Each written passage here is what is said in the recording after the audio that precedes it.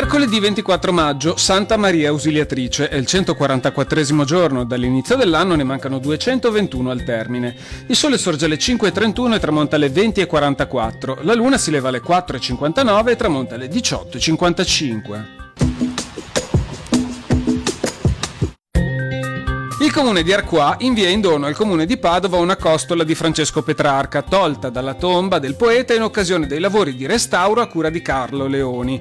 Nel luglio 1855 Padova restituirà l'insolito dono chiedendo che la costola fosse degnamente rimessa assieme ai resti del poeta.